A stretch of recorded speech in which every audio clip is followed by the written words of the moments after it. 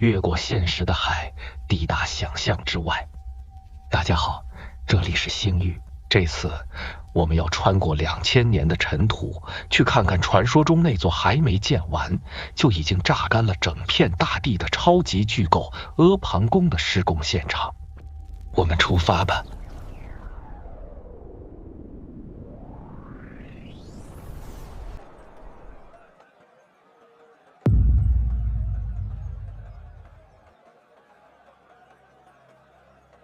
我们刚落地，鞋底就陷进了一大块湿滑的黑泥里，空气很闷，满是一股水草腐烂混着人身上大汗的味道。几辆宽轱辘的木头板车正从我们身边碾过去，车轮缝里全塞满了泥浆。推车的人光着脚，小腿上全是泥点子，他们没空往两边看，只是闷头往前推。顺着车辙硬往前走，视线被一堵黄褐色的高墙彻底挡住了。这不是墙，是一座一眼望不到头的土台子。我们就站在这座高台的脚下，往上看，几十米高的半空里，一根连着一根的粗大原木直直地插向天空，顶上是黑压压的屋架子，连个墙皮都没有。这头还没长出皮肉的巨兽，就是全速开工的巨型工地。跟着那几辆推泥车，我们绕到了这庞然大物的南坡。这是一条用生土一层层垫出来的斜长上山道，路面早就被来回运料的重车压得全是深深的沟子，积着些浑浊的泥水。两边隔一段就深深打着一根粗壮的钉桩。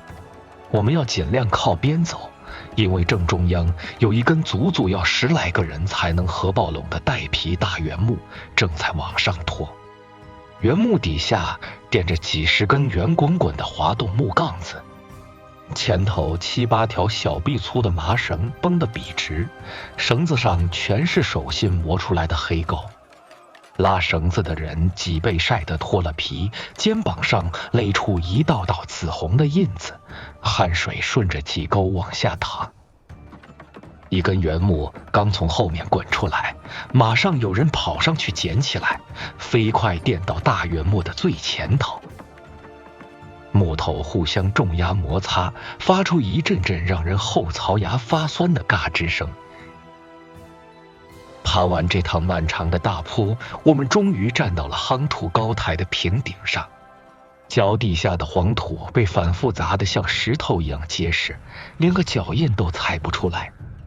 正前方就是这座庞大建筑的最外圈，巨大的原木柱子就这么一根挨着一根光秃秃地立在土台上，木头表皮只粗粗剥了一层，还能看到砍伐的印子。左手边是个刚搭一半的空架子，风从对面直接吹透过来。右手边站着个穿深褐色短衣的管事，像是在计算着什么。他手里死死捏着一块木板，板子上绕着沾满黑墨的细麻绳。他正把墨绳贴在木柱子上，眯着眼睛顺着光线比划准头。旁边几个提着工具的匠人连大气都不敢出，只盯着他的手，等着他点下头。绕过他，我们继续往这片柱子林的正中间深处走。说这是一座大殿，倒不如说是一片用巨型原木强行种出来的原始森林。几十米高的粗壮柱子按着笔直的方阵，一排排死死扎在黄土里。人走在这么密集的高柱子中间，完全找不着方向感，只觉得头顶发沉。抬头往上看，房顶现在还只有个空骨架，全是用人腰粗的横梁纵横交错硬搭出来的。因为实在太高，上头黑洞洞的，一大片全照在厚重的阴影里。外头刺眼的斜阳顺着没有墙壁遮挡的缝隙切进来，像几把发黄的光刀，把空气里飘着的木屑和粉尘照得清清楚楚。顺着光照进来的斜角，我们把头往东边转。那边的柱子底下围着一圈用长短不一的粗木杆绑出来的原始脚手架，密密麻麻的交叉点上全是用粗麻绳死死打着的结。架子最高处悬挂着好几个用金条编的大号吊篮，底下的劳力扛着装满灰陶瓦片的沉重土筐，一股脑倒进吊篮里。瓦片在篮子里互相磕碰，发出哗啦啦的响声。顺着往上看，几个拿着小斧头的木匠正趴在半空中的悬空横梁上，上头的人一把接住，反手一斧头狠狠敲进去，清脆的木头闷响在竹林里来回撞。从东侧这片没遮挡的柱子空隙走出来，眼前的光线一下子亮得刺眼。这是台基上面的露天大料场，脚底下到处是踩碎的半块灰瓦和卷起来的厚爆花。正前方像小山一样堆着好几大朵新烧出来的灰陶瓦。左边几辆轱辘压得吱呀响的牛车正卸下一车车连树皮都没剥的生木料。几间用破木板搭起来的临时棚子底下，围着一群正在用刨刀死命刮树皮的劳力，木屑飞得满地都是。站在亮处，我们再回头往大殿的方向看，刚才走过的那片柱林和高高在上的黑色屋顶骨架拉开距离之后，压迫感反而变大了。旁边刚好有一架顺着料堆搭上去的临时长木梯，踩着咯吱作响沾满泥土的窄踏板，我们一直往上爬，直接来到了几十米高的屋顶施工层。这里的风比底下大得多，带着凉意，吹得粗麻衣服直往肉上贴。脚底下踩的全是2人宽的巨大承重木梁，透过梁中间的空缝隙就能看到地面，稍不注意就会摔得粉身碎骨。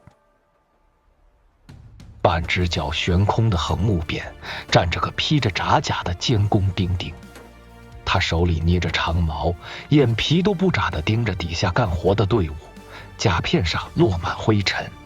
一根极粗的受力麻绳从我们头顶斜拉过去，连着外头更高的木支架。狂风把绷紧的绳子吹得呜呜作响，几个瓦工蹲在木梁交叉的地方，双手把瓦片一片压一片的扣严实，在高空里根本不敢站直身子。顺着半铺好的瓦片走向，我们弯下腰，小心翼翼地走到屋架的最北边。这里连木栏杆都没安，直接就是一个悬空的平口断崖。站在这儿往北看，视线里再也没有任何遮挡。底下那片平地全是密密麻麻用木头和茅草搭出的简陋工棚，一直连到天边，像一片望不到头的黄褐色海洋。远处的渭水在下午极低的日头底下泛起一大条白花花的刺眼水光。再往远处的咸阳城方向看，大路上腾起一片片灰蒙蒙的扬尘，那是几列运粮的车队，在土路上拖出长长的尾巴，正像长蛇一样慢慢往这边挪动。站在这座惊人巨构的最顶端，底下干活的号子声已经听不清了，木桩砸地的响动也被高空的风吹散。耳朵边全是大风刮过木头架子的剧烈呼啸声。脚下这片广阔的大地仿佛全都在围着这个还没盖好的大架子运转。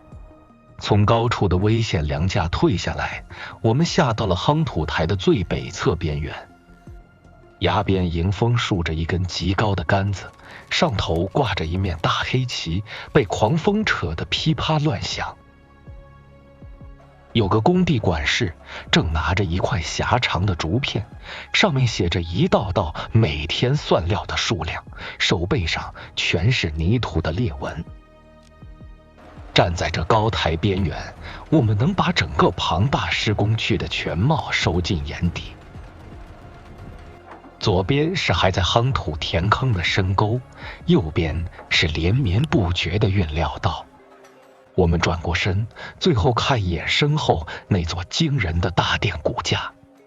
因为没有墙壁遮盖，能直接透视进大殿深处，看到密密麻麻如森林般的黑褐色巨柱，还有在梁木缝隙间像蚂蚁一样悬挂攀爬的劳工。无数微小生命的力气，正把这座不可能的建筑硬往天上顶。视线顺着大殿外侧的一根巨型木柱一路往下走，这根新木头还没完全砸实，几根粗糙的大麻绳把它死死拴在旁边的4个地桩上。高空的大风一吹，沉重的巨木还在微微发颤，绳索蹦出低沉的响声。柱子最底下压着刚夯平的坚硬黄土，但如果刚来时留意过脚底，就会知道在这层坚固的黄土之下是根本清理不完的糊沼黑泥。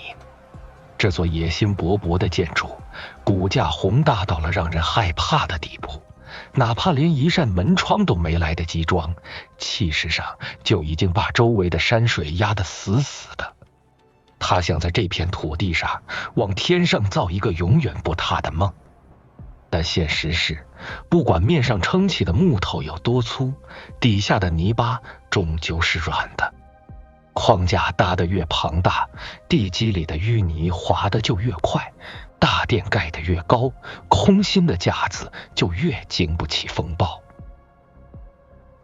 这世间多少看似拔地而起的凌云巨构，往往都建在最不堪一击的泥沼之上。真应了那句看透千古大梦的叹息：伤心秦汉经行处，宫阙万间都做了土。感谢收看这一期的节目，如果您觉得视频不错，别忘了点赞、订阅、支持一下。我们下期再见。